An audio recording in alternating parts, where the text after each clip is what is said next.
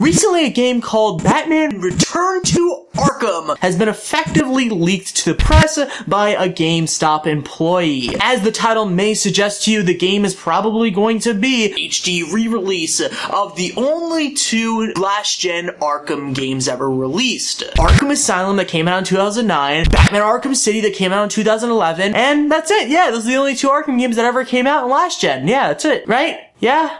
Right?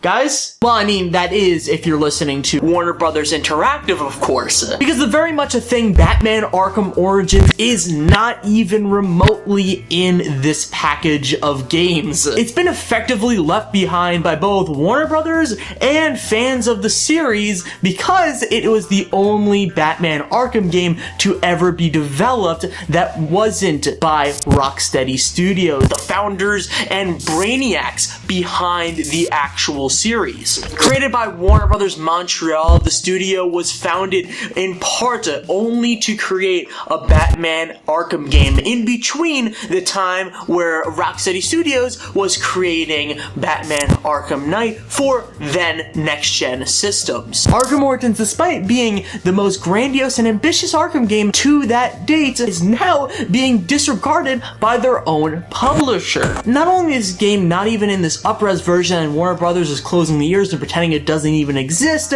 the game is kind of not even part of the universe, barely even mentioned in Arkham Knight, and barely has any greater attachment to the larger Arkham universe. And that's why I'm getting kind of angry. I honestly think that the game is not only great, but deserves to stand toe-to-toe with any other Arkham game that has ever been created by Rocksteady. And that's saying a lot. Let me explain. Reason number one, Arkham Origins. The Origins part of Arkham is very important to this game, and it's not because it shows Batman's true textbook origin story. And that, my friends, is why this game is special. Arkham Origins, like any Batman property, could have taken the easy way out. It could have opened up with Bruce Wayne walking out of Mask of Zorro with his parents, a gunman comes over and bam, shoots both of his parents and runs away. Him getting older, training under Ra's al Ghul, and just the textbook origins of Batman that we've learned from so long ago. And then the game could have led up all the way to Arkham Asylum,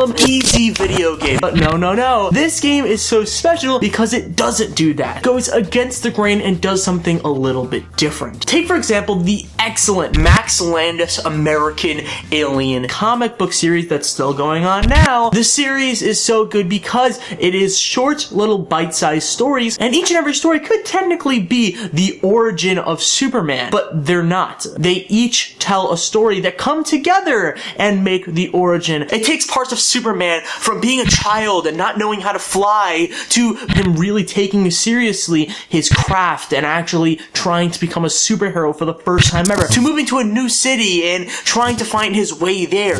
These are important steps in his life, and it can't just be boiled down into one event. Sure, Batman technically is, but Arkham Origins takes that idea and runs with it. They say, hey, Batman's origins isn't just his parents getting shot in the face, it's him figuring out who he is. Just when he makes the suit and spends a ton of money on a Batwing and all these crazy equipment, doesn't make him Batman necessarily, it just makes him a guy in a suit. What makes Batman Batman? And as you start off the game, he's touch and go, he's beating people up, he's knocking them out, he's choking out bad guys by accident. Damn. Getting hit and thrown around like a rag doll, risking his own lives and the lives of others. Batman in this game is beating the crap out of bad guys in ways that are not swift, they're dirty, just because he is inexperienced. This is not the Batman that we've always wanted to see. This is the Batman that we need to see for more context, and showing that he doesn't have his stuff together is not only interesting, it's also compelling on a human level. In terms of a storyline, you need to see Batman where he has come to see where he is going. You need to see that he had raw emotion once. You need to see how how Batman became the well-defined and silent knight. Reason 2. It's more of the same, but a little better. Combat and stealth in the Arkham series is partly the reason why this series is such a smash phenomenon. Hell, if it wasn't that amazing, countless of action-adventure games wouldn't have completely ripped off their systems and put it in their own video games. Right off the bat, you're acquainted with the original gadgets, the batarangs, the punches, all the things that you knew from previous games. And of course, there are extras. The electroshock glove, the glue grenades, various other weapons throughout the game. Are those additives groundbreaking? No. Did they need to be groundbreaking?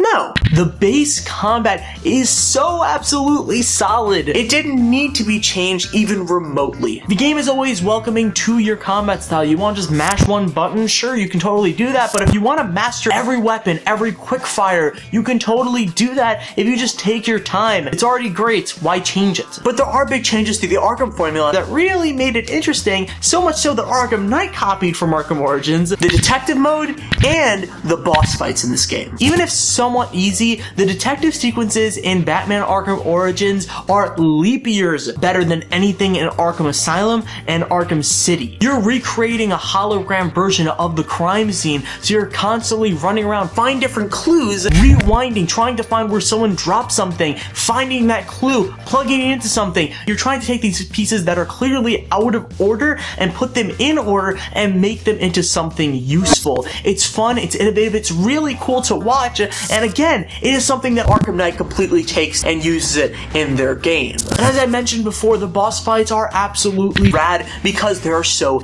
intimate. You versus them. There is no middleman. There is no random button presses where you have to do quick time events. It's you beating the crap out of this dude. The Deathstroke fight really comes to mind right now when I'm thinking about it. It's one of those fights where you're blocking, you're punching, you're rolling out of the way, and it feels like you're investing every single part of your knowledge into fighting this one bad guy, better than all the other boss fights in Arkham Asylum and Arkham City, and it's so rewarding to see and feel and play. Reason 3. The city and the environment feels absolutely distinct. More so distinct than any of the other Arkham games. This is the first time in the Arkham series that it actually feels like the longest night of Batman's life. The entire Arkham series has this running theme of this being Batman's longest night of his life. And Arkham Origins is the first time where that actually clicked for me. Maybe I'm biased because I do love Christmas and this does take place in a snowy Christmas city. See if you've been naughty or... Nice. Even though it is distinctly Christmas, there's a bunch of Christmas lights and the game looks really beautiful in terms of the setting and the lights and all that stuff. It feels like one cohesive environment is going out through the entire game and gives it an extra original spice to the Arkham formula. And Batman is actively tired and worn out through this night. Not just his body armor is getting scratched up, but you can totally see in his face, in his eyes, he doesn't want this to happen. It's very interesting to see how Batman deals with both being Bruce Wayne on Christmas and Batman on Christmas, and as anyone, they would be very frenzied and on edge the entire night, and Batman feels like that. Alfred's trying to convince him, and you can see sort of that he's like, I would love to, but I gotta be Batman. He's hesitant, he's weak, and the environment and the characters are kind of holding him and being like, hey, you don't have to be Batman necessarily. Just worry you might become overwhelmed. I'm all there is, Alfred. But must you be, sir? This is a turning point for Batman to really show that he can be the hero that the city needs. Also, I don't want to get into spoilers too much, but there is this amazing twist with the Clown Prince of Crime. And there's this great sequence with the Joker and his origin story, and by far it is my favorite Arkham sequence of all time. It is the best piece of fan service, it's the best way to explain who Joker is, and it's the best way to explain the relationship. Arkham Origins is not only a great game, but also a distinctively original and unique take on the Arkham formula. Even though they try to push it off and forget about it, it really is an amazing time, and if you haven't played it, I suggest and implore you all to do so right away. It's a game, in my opinion, that all Arkham fans deserve to play. If you don't agree with me, leave a comment down below. Let me know. Tweet at me at Rogformer, Rogformer.com, all that jazz. Bye-bye.